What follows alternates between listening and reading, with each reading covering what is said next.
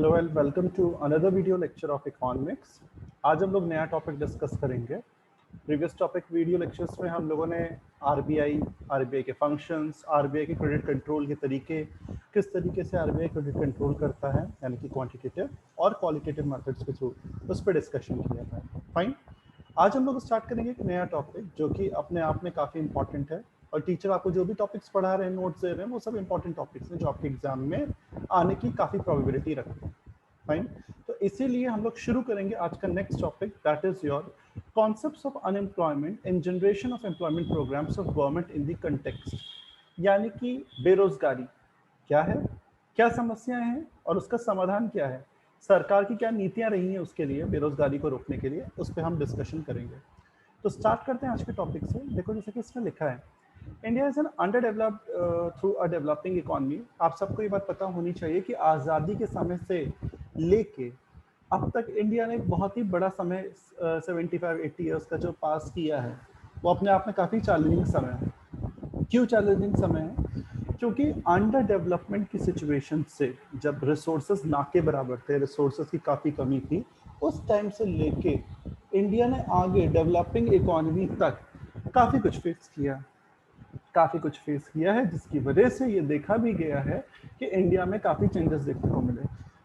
पहले के इंडिया में और अब के इंडिया में काफ़ी फर्क है, ठीक है। तो उसी की आज हम बात करेंगे, अनएम्प्लॉयमेंट और एम्प्लॉयमेंट के कंटेक्स्ट में। तो देखिए, लिखा भी है सेकंड लाइन में, unemployment has been one of the most persistent and unmeasurable problem facing.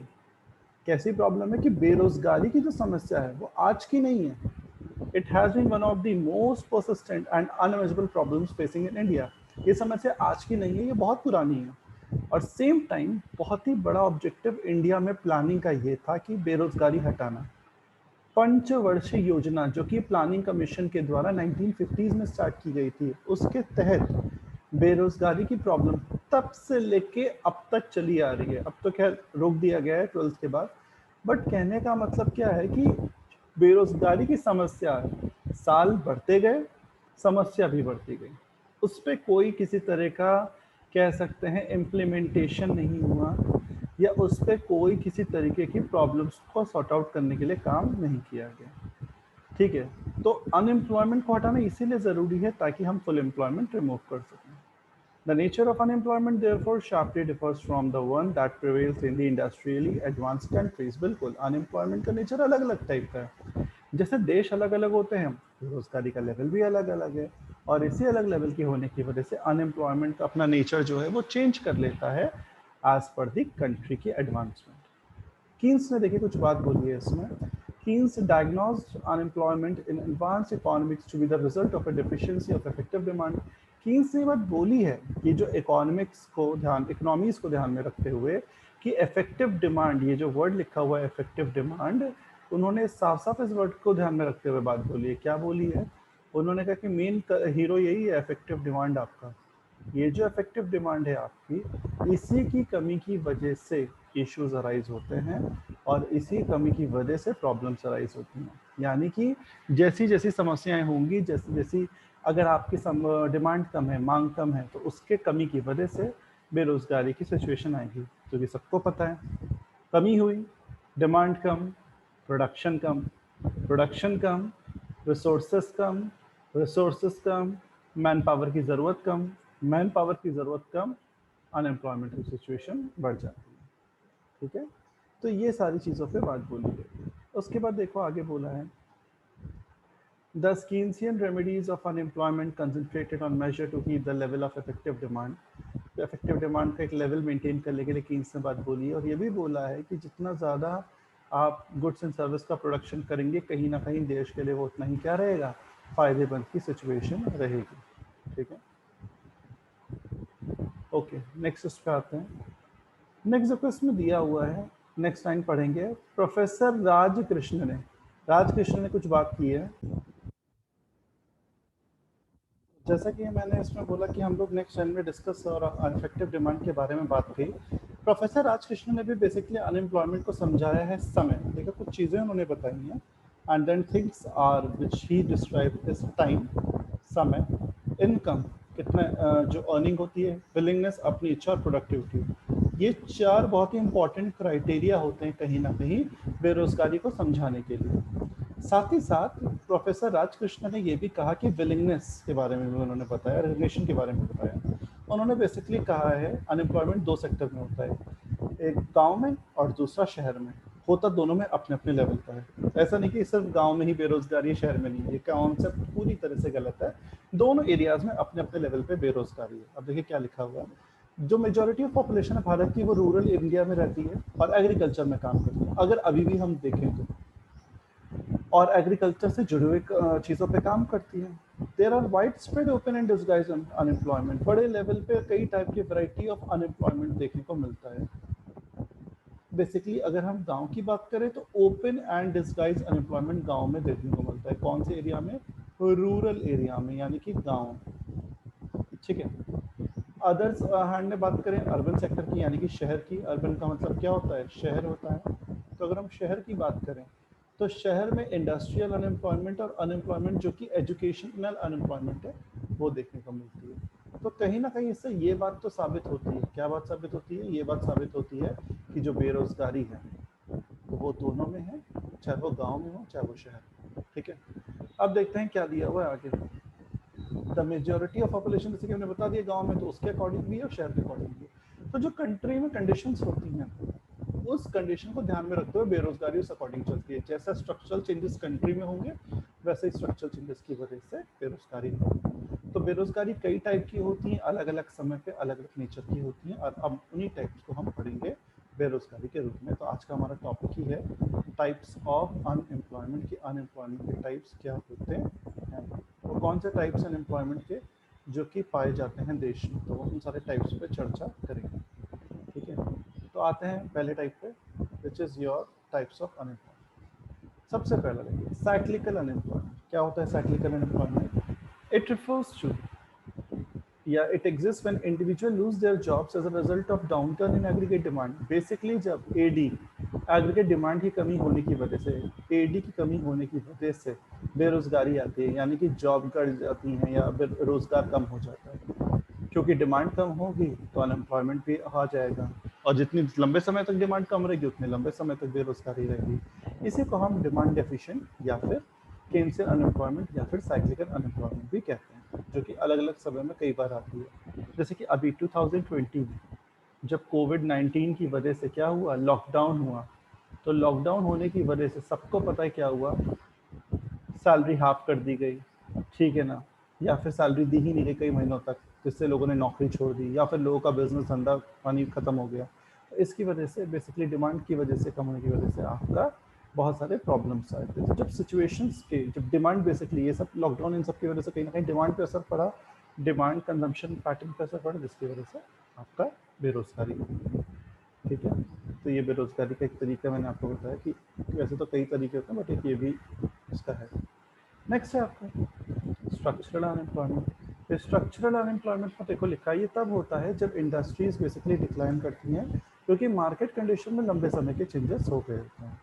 जैसे कि लास्ट के 20 ईयर्स में तो UK, that is motor vehicle production बहुत ही डिक्लाइन पर, जबकि कार का प्रोडक्शन यूके में काफ़ी इंक्रीज हुआ है, जिसकी वजह से कार वर्कर्स जो हैं वो स्ट्रक्चरली अनएम्प्लॉयड हैं। ठीक है ना। ग्लोबलाइजेशन इसका एक बहुत ही बड़ा कारण है देशों में। ग्लोबलाइजेशन का मतलब समझते हो, एक देश से दूसरा देश, आपस में देश कनेक्ट करते हैं अलग अलग पर्पज के लिए, that is called globalization, integrating our economy with world economy. Fine. तो अब यही स्ट्रक्चरल एम्प्लॉयमेंट है कि स्ट्रक्चर में चेंज होने की वजह से, देश के काम करने के ओवरऑल पैटर्न में चेंज होने की वजह से जब बेरोजगारी मार्केट कंडीशन में देखने को मिलती है, एंड उसकी वजह से आपका स्ट्रक्चरल अनएम्प्लॉयमेंट होता है। नेक्स्ट है classical unemployment. What is classical unemployment? देखो इसमें लिखा है क्लासिकल अनएम्प्लॉयमेंट वो होता है जब वेजेस बहुत हाई होती हैं। क्या होती हैं? बहुत हाई होती हैं। This explanation of unemployment because dominated because economic theory 1930s and worker themselves were blamed for not accepting lower wages.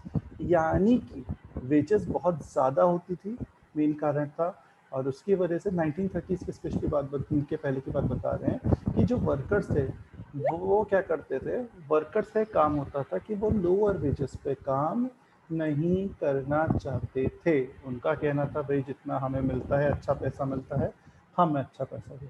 इसलिए ये था, इसको रियल वेज बेरोजगारी जब हुई, कम वेज पे ना काम करने के लिए लोगों ने काम नहीं किया, बेरोजगारी हुई, उसको कहा क्लासिकल अनएम्प्लॉयमेंट। क्लासिकल नाम से ही समझ में आ रहा है क्या है, ओल्ड, और यहाँ पे क्या बात की गई है, 1930 से पहले की बातें बोली गई हैं, ठीक है। ओके, नेक्स्ट है seasonal unemployment. What is seasonal unemployment? देखो, it exists because certain industries only produce or distribute their products at certain time of the year।